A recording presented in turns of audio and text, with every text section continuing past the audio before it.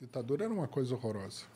Vocês, felizmente, não tiveram essa experiência. Ditadura era uma coisa que você...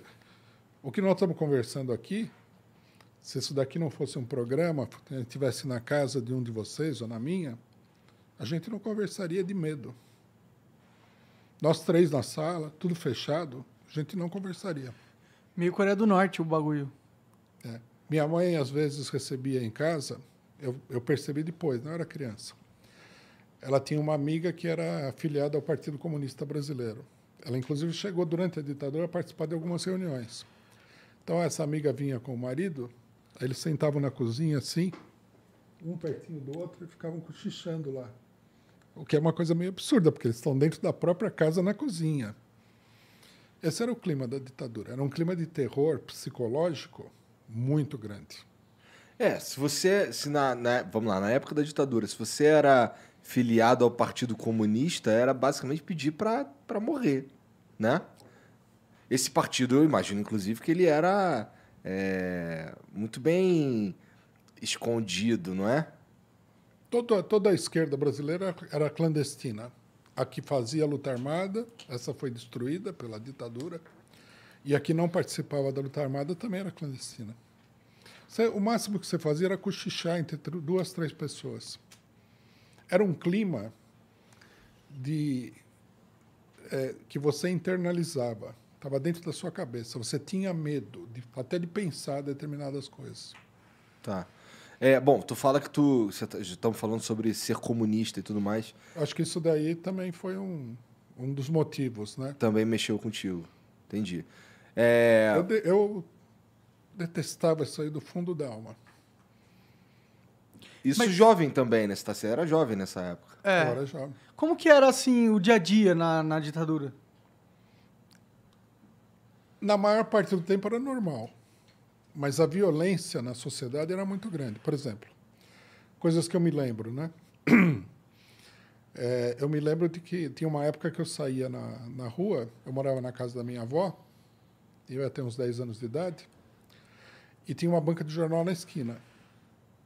E todo dia, se eu ia na banca, tinha notícias populares, e a manchete era assim: encontrado presunto na Vila Prudente, aqui, que era uma periferia, com 350 buracos de bala, assinado Esquadrão da Morte. Daí botava a foto do cara. Escrito assim? Tudo cheio de furo de bala, escrito assim.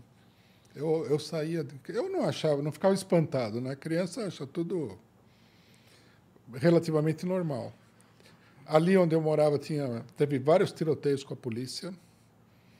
Mais uma vez eu encontrei lá a rua manchada de sangue, carro todo furado de bala, a polícia era muito violenta. E eu morava no Ipiranga, não é que eu morasse assim no fim do mundo. Ipiranga era um bairro já de classe média naquela época. E uma cena que eu me lembro particularmente, e que era uma cena muito comum, 2 coisas. Eu vi um carro da Rota parar assim no meio da rua, em pleno dia, o cidadão descer, pegar um jovem de cabelo comprido pela camisa. O cara, ele trazia essa máquina de cortar cabelo, colocou ali numa loja que estava aberta, ele nem pediu licença, ele colocou a máquina, puxou o cara e cortou o cabelo dele. Caralho, de graça. Caralho. Faziam isso o tempo todo. Que loucura. Um dia eu estava jogando futebol na rua, a gente jogava futebol numa rua que tinha muito pouco trânsito ali, né? Aí veio um carro da Rota, era tudo molecada, tudo criança. Aí desceu um cara de capotão assim, chegou com o maior ar sinistro, né? Daqui essa bola. Daí ele pegou a bola, daí ele tirou um canivete, pá, abriu o canivete, enfiou na bola e o canivete dobrou, né? Aí a molecada... Por que vocês estão rindo aí? Todo mundo... O cara teve a capacidade de parar o carro, pegar a bola que a gente estava jogando na rua, não estava fazendo mal para ninguém, para furar. Finalmente ele conseguiu furar a bola. Furar a bola, jogou e falou, pode jogar agora. Dá poder para o homem, né? Você vai ver o que ele é feito, né? Isso daí, para mim, foi um monte de coisas dessas. Foi crescendo assim uma revolta que eu já estava assim a ponto de fazer uma loucura. Eu acho, inclusive, que eu fui parar na Inglaterra por causa disso. Acho que minha mãe olhou e falou: esse rapaz vai fazer uma loucura, vou mandar ele para a Inglaterra. Entendi. Mas você vê a culpa, você pôs a culpa disso tudo da ditadura e tudo mais, no capitalismo, por quê? Não, essa é uma conclusão posterior minha. Tá. Né? Isso aí vai se desenvolver. Eu, na época, era revoltado com qualquer tipo de autoridade. Se alguém, por exemplo, da minha família falasse alguma coisa para mim, eu brigava. Eu não levava desaforo para casa. Eu era muito revoltado. Eu estava muito revoltado. Eu estava realmente a ponto... Bom, a gente brigava na rua, que é uma expressão de revolta. Você não sabe bem o que está acontecendo, você começa a ficar... A gente brigava, às vezes, por um motivo besta. E nessas brigas, ali tinha uma turma muito grande de pessoas, vários marginais naquela região. Nas brigas aparecia, às vezes, revólver, faca, tudo. Não era uma briguinha qualquer, era uma briga feia mesmo. O pessoal se machucava e tal. A polícia chegou a interditar o local, deu um toque de recolher lá, apagava as luzes. Um policial chegou lá e falou: ó, avisa todo mundo aqui, se eu encontrar mais de 2 pessoas aqui na rua, vai todo mundo preso. Aí ele teve a infelicidade de prender um amigo meu da família Jafé. Essa família é muito rica, mas ele não era tão rico assim já. E o pai dele era tenente-coronel da aeronáutica. Putz. E era um cara da ala direitista da ditadura Entendi. do Médici. Entendi. Nossa, a hora que o pai dele soube que o filho estava na cadeia, rapaz... Ele saiu ali no Ipiranga, tem uma base da aeronáutica. Ele encheu 2 jipes com PE da aeronáutica, polícia da aeronáutica, PA, né? Tu morava nessa região aí da... Eu morei a maior parte do tempo aí. Ali eu conheço um pouco. Baixou na delegacia, a hora que ele entrou, o delegado ficou branco. Ele falou: quem foi que prendeu meu filho? Imagina o cara, uniforme, Chegando com um de exército estrela. de gente. em plena ditadura, tenente-coronel. Porque a ditadura era assim, se ele decidisse pegar o cara da delegacia, levar lá para o cara apanhar na base, ele levava. A ditadura era assim. Os militares faziam qualquer negócio. O cara quase se desmanchou ali. O filho dele veio, que o rapaz me contou isso aí, né? A gente riu muito depois. Falou que o pai dele perguntou pro delegado: o que foi que ele te fez? Não, ele não fez nada. Ele só falou que ele ia me colocar debaixo do chuveiro frio e me dar como é que é? Me bater com o cacetete. Aí o cara olhou e falou assim: você falou isso aí pro meu filho?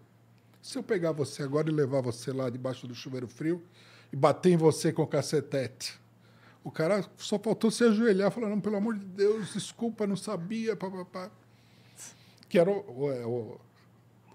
Porra, desculpa, eu não sabia, mas, porra, Não só sabia. é desculpa, eu não sabia porque o cara era militar, caralho. Mas Não isso pode- é ditadura, Mas né? isso Isso é Foda, Mas era Então, assim isso é mesmo. escroto pra caralho. O ser humano é escroto pra caralho. Sim, você dá... Quando você pode fazer o que você quiser, se você tiver a hierarquia certa, É, cara. fudeu. Ah, fudeu. sim. As piores pessoas vão fazer muita coisa ruim. Sim.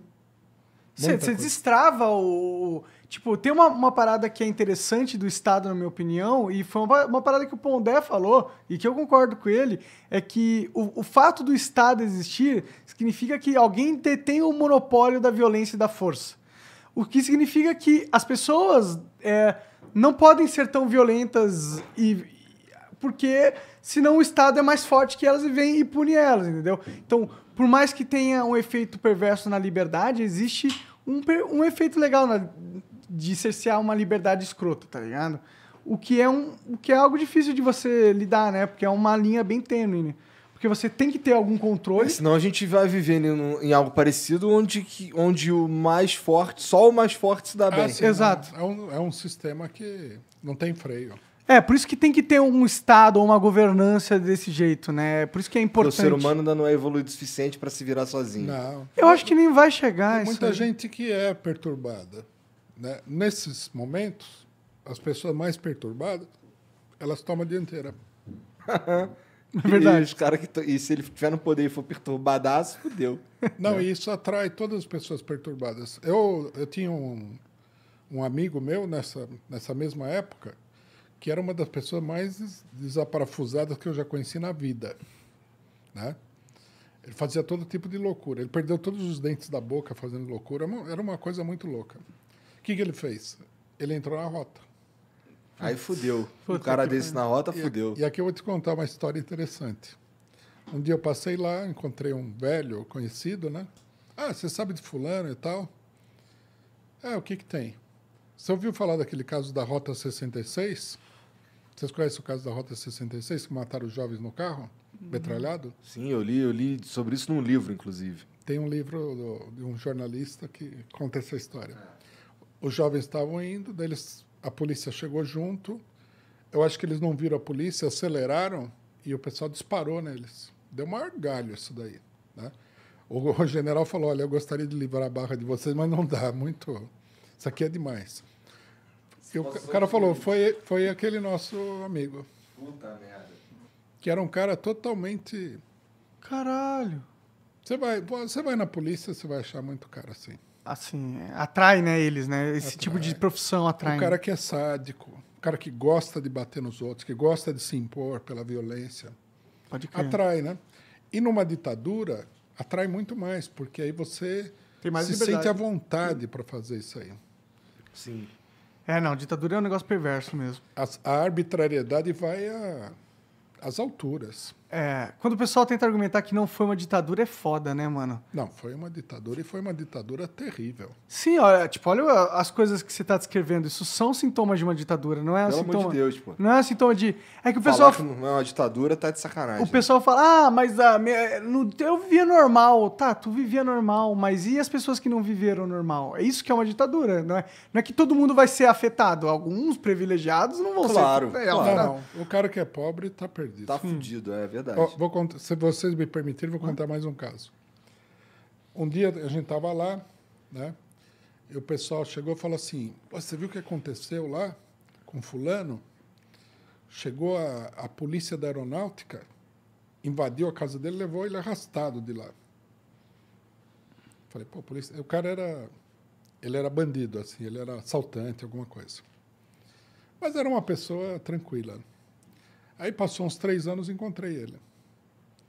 Aí eu falei, e aí, como é que foi e tal?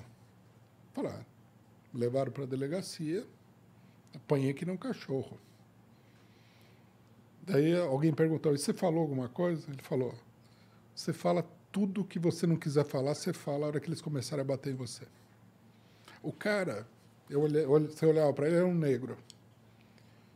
Ele parecia uma pessoa destruída. Ele era um jovem vigoroso, uma pessoa cheia de vida e tal.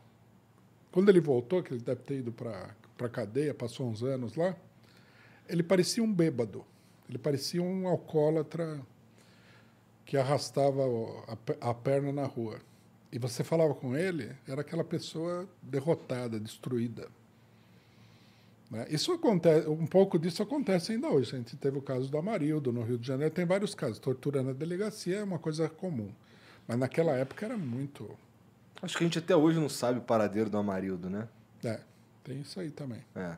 Eu conheci um cara também desse grupo, né, que era um assaltante à mão armada. Esse era um cara ruim. Né? O pessoal tinha até... Ninguém gostava dele. Sabe essas pessoas que não são... Todo mundo fala que essa pessoa não é boa e tal. Ele era um cara muito agressivo e tal. A gente estava na molecada, um dia ele pegou, tirou o revólver e falou, e se eu atirar em você agora? Se eu atirar em você? Aí o pessoal falou, que besteira, que tem brincadeira besta e tal. Mas ele não estava brincando. Era capaz que ele fizesse alguma besteira. Ele estava cogitando na cabeça dele. Uma vez eu estava na padaria em frente da rua e ele veio me encher o saco, que ele encheu o saco de todo mundo. E eu estava muito irritado e eu estava com uma garrafa na mão, né? Falei, você vem que eu vou te quebrar essa garrafa na cabeça, seu... Aí ele olhou assim, aquele olhar assim bem maligno e falou, agora você está com essa garrafa na mão. Daqui a algumas horas você vai sair de casa e você vai estar sem a garrafa e eu vou te pegar. Ixi. Sim, aí eu fiquei frio, né? Aí eu escapei por pouco. Não tinha jeito de não sair. O que você ia fazer? Se esconder em casa? Aí eu saí, estava sentado lá, meio preocupado. Aí ele chegou, né? Chegou e falou assim, e agora? Aí, por sorte, tinha um outro cara lá, mais velho. O cara chegou e falou assim, o quê? Você vai bater no moleque? Eu era um molequinho, né? Ele já era um cara mais velho. Entendi. O outro chegou e falou, você vai bater nesse moleque aí? Você vai bater, não. Se você encostar a mão nele agora ou depois, você vai se ver comigo. E era o cara que falou era um cara que impunha respeito. Esse cara foi morto pelo Esquadrão da Morte. Encontraram ele num barranco no rio, cheio de bala. Caralho. Entendi. Você vê, só eu conheci um monte de gente que passou por essas situações. Você imagina. Sim. Não, tem